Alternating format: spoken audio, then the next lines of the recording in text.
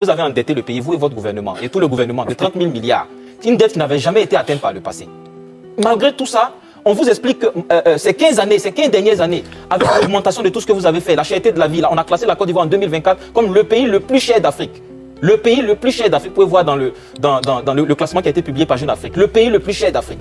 Et vous êtes fiers de venir sur un plateau pour dire c'est juste des petites choses à améliorer. Moi, je pense que c'est triste. Deuxième chose, M. Atu Banga nous dit que, vous savez, quand on parle d'honnêteté, pardon, M. Djarasouba, de le dire, mais j'ai lutté dans ma vie, quand j'étais secrétaire général d'un syndicat de santé, j'ai lutté pour que les postes, les titres soient corrélés à un certain comportement, à une certaine honnêteté.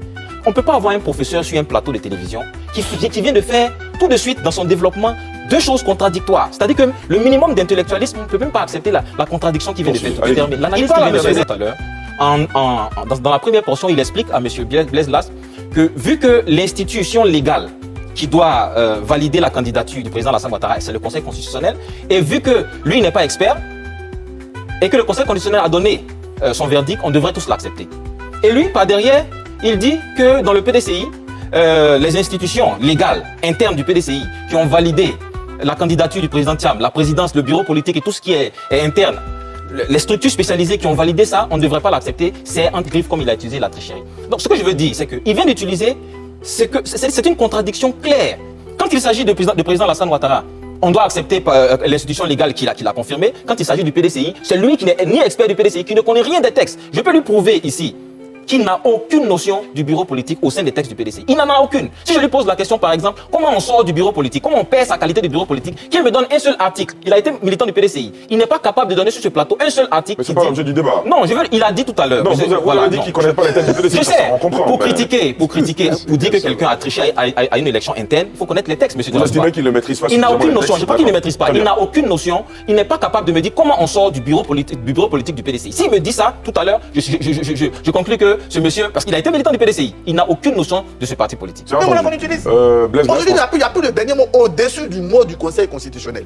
C'est pour ça qu'on dit qu'il faut arrêter de dire des bêtises. Le seul truc qui compte, qui donne une valeur juridique, c'est le Conseil constitutionnel, c'est pas quelqu'un d'autre. Ça n'empêche pas de dire que c'est pas normal, c'est pas opportun, c'est pas... Oui, ça je suis d'accord, on peut faire 1000 ans dessus. Mais la partie juridique, là, on a confié ça au Conseil constitutionnel. On peut ne pas être d'accord avec lui, mais on ne peut pas dire que ça ne s'applique pas à nous.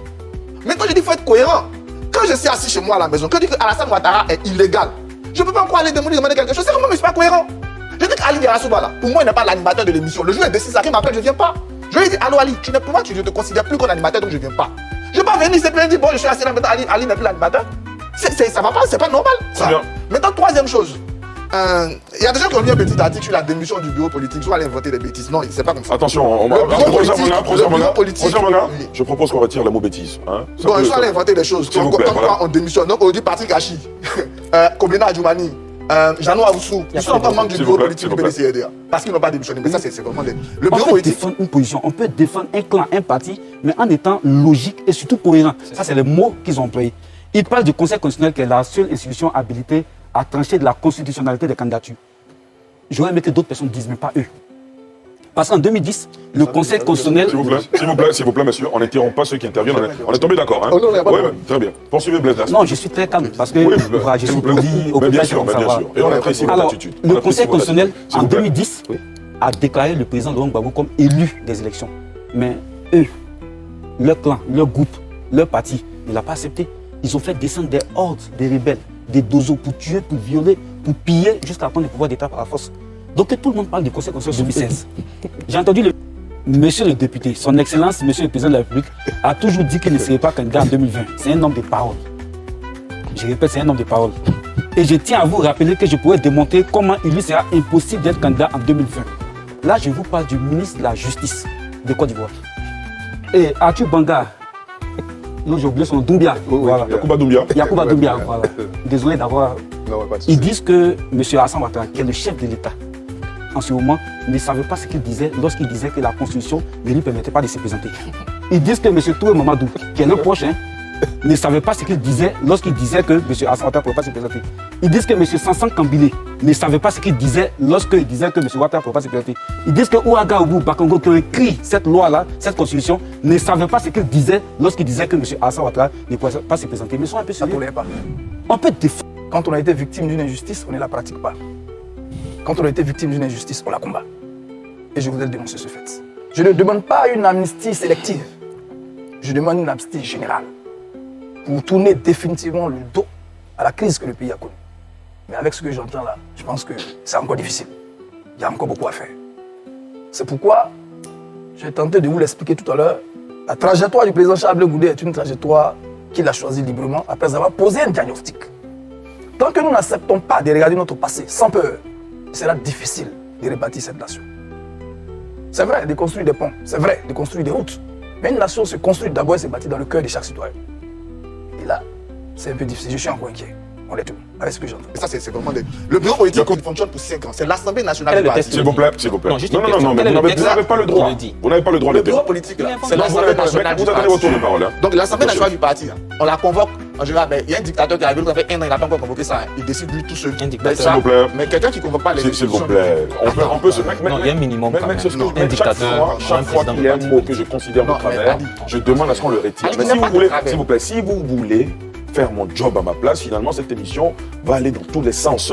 Je répète, S'il vous plaît. quelqu'un Oui, professeur Manga. qui ne respecte pas les autres institutions de son parti, quelqu'un qui fait 1 an, qui n'a jamais convoqué de Quel est bureau le texte politique, qui le dit? c'est un Oh là là. dictateur. Non, quel est le Docteur texte? Chérif, s'il vous plaît. C'est un dictateur. Attendez votre temps de parole, vous allez poser vos questions. Laissez-le terminer. Professeur Manga, terminez. Terminez Fait 1 an rapidement. sans convoquer le bureau politique. C'est de la dictature. C'est lui qui prend les décisions au sein du parti politique. Or, le bureau politique, il est là pour accompagner. C'est comme l'Assemblée nationale du parti qui a élu pour 5 ans. Donc, tous les 5 ans, là, on change le bureau politique. Alors, Quand on t'a changé, là, moi, tu je n'es ne, plus dedans. je ne souhaite pas m'immiscer et entrouvrir cette Non, porte. juste pour répondre. S'il vous plaît, concernant les textes, concernant le bureau politique du PDCI-RDA, c'est un débat où il faut se respecter mutuellement. Il a posé une question. Sur quel texte vous vous appuyez? Statut, règlement intérieur du Le parti. numéro du Oh, d'accord, on va ouvrir ce débat. Non, mais S'il vous plaît, je vais vous donner la parole. Pardon. On va se Dernier point qu'il calmer. a dit. Vous avez 30 secondes pour terminer. 30 secondes pour Dernier point qu'il terminer. a dit. Il a dit que mais moi, le Conseil constitutionnel engage sur les Ivoiriens. Les institutions privées, des gens privés, ça ne m'intéresse pas. Les valeurs juridiques ne m'intéressent pas. En tant qu'Ivoirien, en tant qu'analyste, je me prononce sur les décisions qu'ils prennent. Et je trouve que les décisions qu'on prenne n'ont rien par rapport au texte. Voilà, c'est Je connais simple. même pas les textes. Les textes, on les connaît. On dit que pour être président du parti politique, il faut faire du bureau politique. Il faut. Professeur Banga, je suis obligé de vous interrompre. Je suis bien obligé de vous interrompre. C'est lui qui s'est Oui, mais d'accord. En étant ivoirien, je me crois de me prononcer sur ce que fait le PDCI et sur les violations du texte. On a bien compris ce que vous avez dit. Joël Poté, c'était à vous. Oui, parti. merci. Allez-y. J'ai dit à plusieurs personnes que le professeur Atu Banga n'avait pas la substance, j'allais dire, d'argumentation pour justifier le mot qu'il a dit. Et tout à l'heure, il vient de faire une intervention qui justifie cela.